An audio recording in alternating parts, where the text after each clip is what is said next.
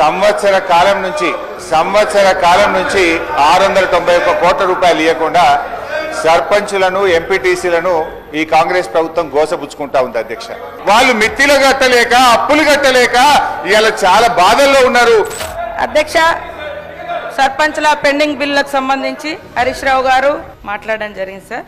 వారు చెప్పినటువంటి వివిధ అంశాలను చూస్తే మేము వచ్చిన తర్వాత సర్పంచులు ఫిబ్రవరి నెలలో వాళ్ళ కాలం అయిపోయింది సార్. అయితే ఈ వచ్చినటువంటి పెండింగ్ బిల్లులన్నీ కూడా గత ప్రభుత్వం నుంచి బీఆర్ఎస్ ప్రభుత్వం మాకు వారసత్వంగా ఇచ్చినటువంటి పెండింగ్ బిల్లులు.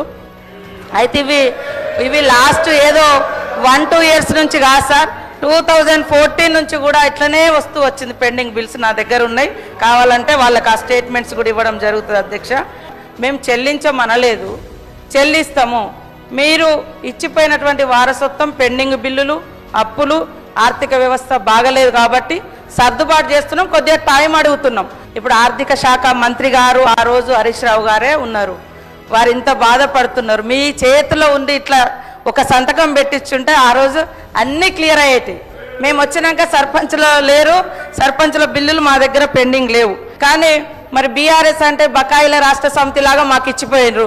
అదే వారసత్వంతో మరి మేము చెల్లించలేని పరిస్థితి ఉంది.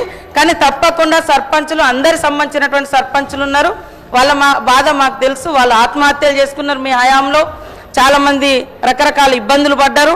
కాబట్టి సానుభూతితో ఉన్నాం. సకాలంలో రిలీజ్ చేసేందుకు ఆర్థిక శాఖ మంత్రులను కూడా నేను వేదిక ద్వారా కూడా కోరుతా ఉన్నాం. మీ తరఫున కూడా నేను మాట్లాడుతా ఉన్నా. నమస్తే. మరి బాధ్యతారహితమైన సమాధానం మంత్రి గారి నుంచి వచ్చినందుకు ఈ సభ నుంచి మా తీవ్ర నిరసన తెలియజేస్తూ వాకౌట్ చేస్తున్నాం.